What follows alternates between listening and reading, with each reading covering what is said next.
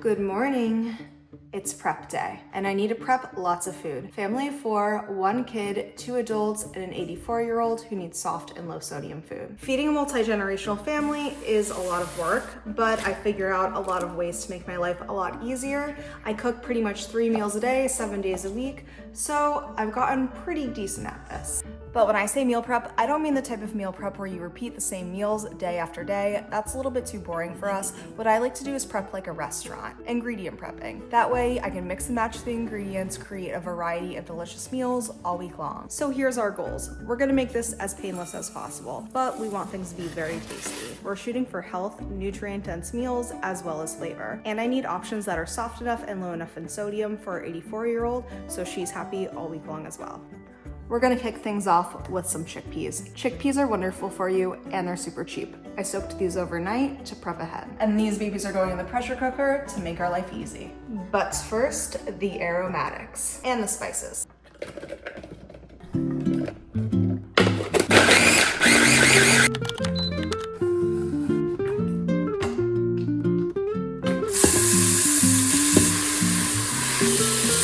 If you need to watch out for sodium, always remember to check your labels. You can find no salt added tomato paste. I wasn't at the store that had that, but this brand is actually pretty decent.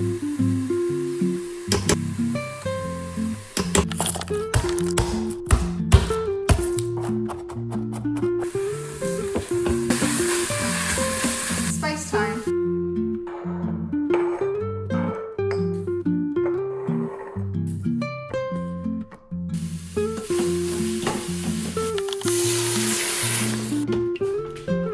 You always want to make sure you have everything scraped off of the bottom, otherwise it will say that your bottom's burning when you're pressure cooking, which is a problem. Time for chickpeas. Soaked overnight, rinsed, drained, bam. Whoops. These chickpeas turned out really delicious. We served them over polenta one night. I have my soft version for Lola and then more textured version for the rest of the family. For another meal for Lola, I served them over Japanese sweet potatoes with broth, chicken, veggies, and she really liked that as well. And for our next protein, chicken. But we're gonna make it 2 ways. I'm gonna poach it super soft, and then I'm gonna prep crispy cornflake chicken that I'm gonna cook in the air fryer this week.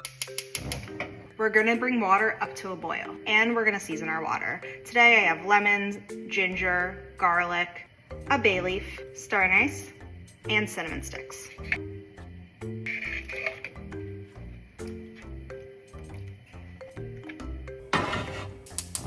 And we're gonna multitask because that's just the name of the game when prepping. So for vegetables, like I said before, Lola does need them soft. So I'm gonna parboil half a cauliflower for her. I'm also gonna parboil carrots. This is my trick for roasting vegetables for the rest of the family who does not want mushy vegetables, and Lola who needs them very soft. I do find roasting does build a lot more flavor, but it's kind of hard to get the outside not crispy while getting the inside soft enough for Lola, unless if you go low and slow, which doesn't work for the rest of the family's vegetables. So this way, if you parboil it, everything can bake at the same time, at the same temperature. Once the water comes to a boil, I let it boil about 10 minutes first before we add the chicken. That way the water can infuse with flavor.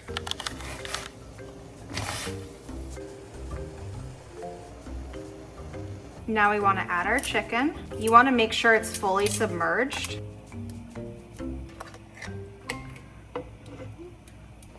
Now we cover, and we want it to come back up to a boil. Once it's boiling, cover, turn off the heat, and remove.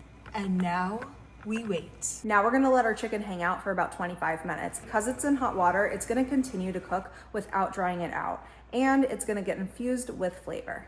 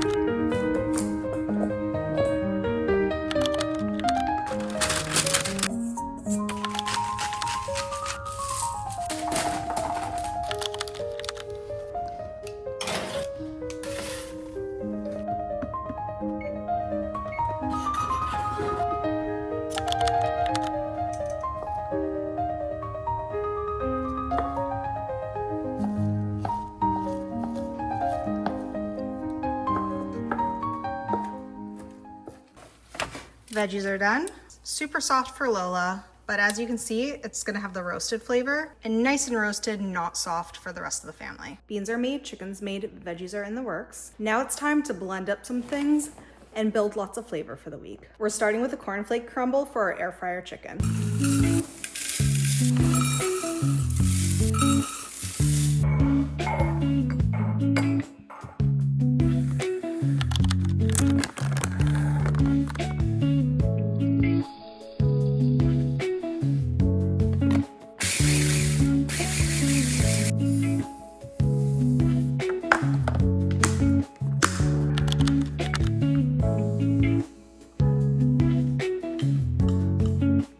Turmeric, garlic, ginger.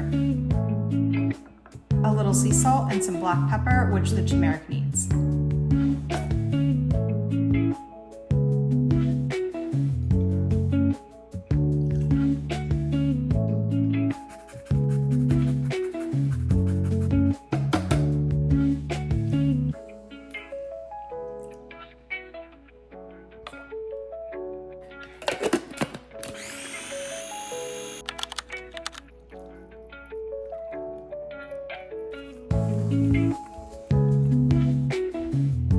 Moist, soft, not too salty, right in flavor. Very happy about it.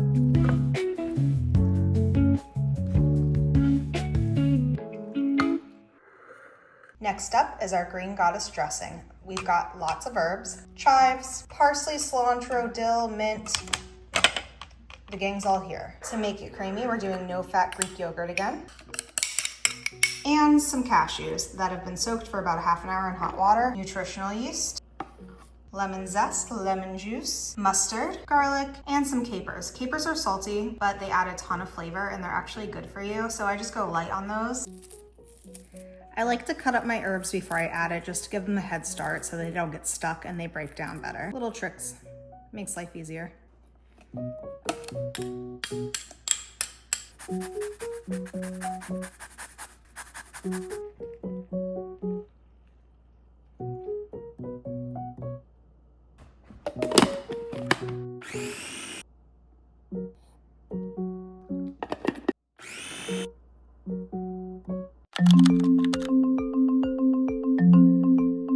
Hemp seeds, lots of protein, omega-3s. Cashews, because nuts are great for you, but they're too hard for Lola to chew, so I just puree them. Nutritional yeast, which makes a nice cheesy flavor, but it's low sodium. And it adds nutrition. Some sauerkraut, not too much because it is salty, but fermented food does add a nice complex flavor and it's good for your gut, so I'm gonna go with a little bit of it.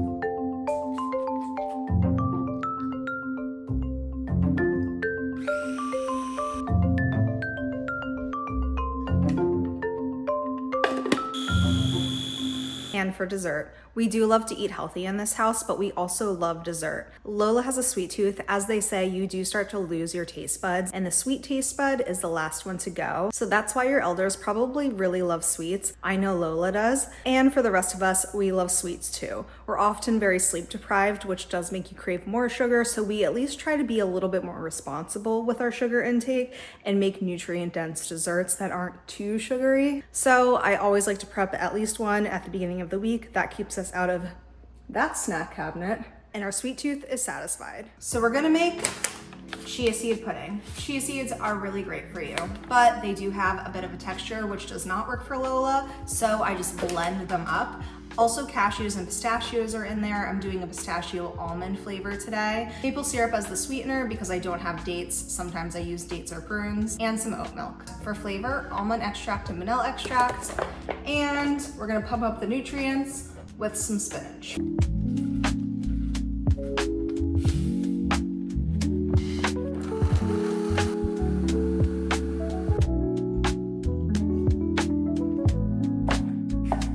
And now I'm prepping a lot of vegetables. Sometimes we just keep them raw and eat them as is, and then other times they're just cut up so they're so much easier to cook with. When you prep and cut your veggies ahead of time, you're just way more likely to eat more and to use more.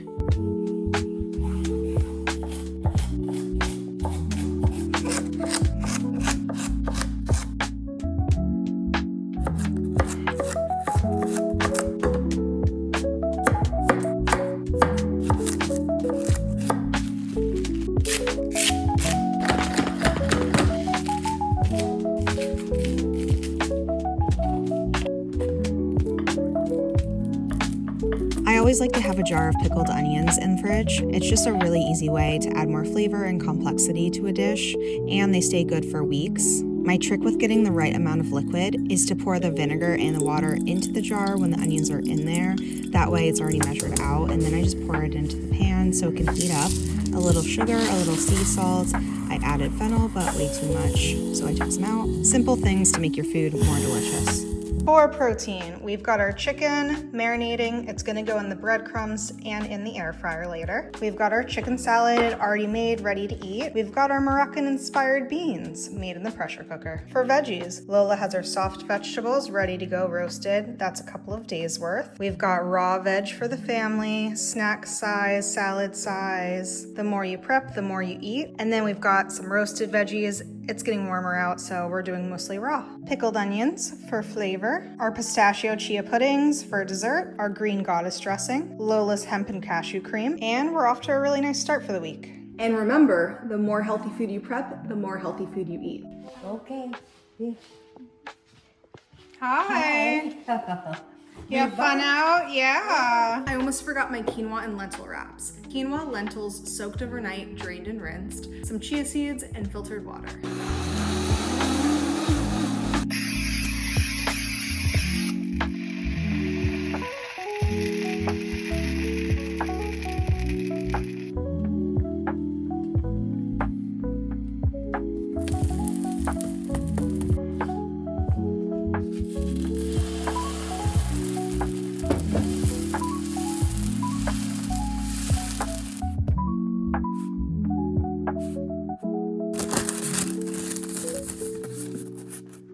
The air fryer chicken was served with pasta, sauce, the cashew cream. The whole family really loved that meal. And then I combined some leftover chicken with broth, chickpeas, sweet potatoes, veggies for Lola. I used some of the cut veggies to make an easy breakfast. The chicken salad went on a lot of things. It was served with pasta and broth. I made a pasta salad with it. I even put it on some pizza, which was really good. Everybody liked that one. Just various combinations for Lola throughout the week, and she did really like those quinoa lentil wraps. They were very soft, no salt, and I froze them so I can just pull them out for the rest of the month.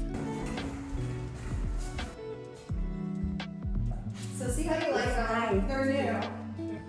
Whenever we have leftover tomato sauce, I always make shakshuka, or eggs in purgatory is another name for it. Just poached eggs and tomato sauce. I spice it up a bit, serve it with some bread and herbs. Always a family favorite. And since it's picnic season, it's really nice to prep because you could just really get creative, toss everything into a bag, and be on your way.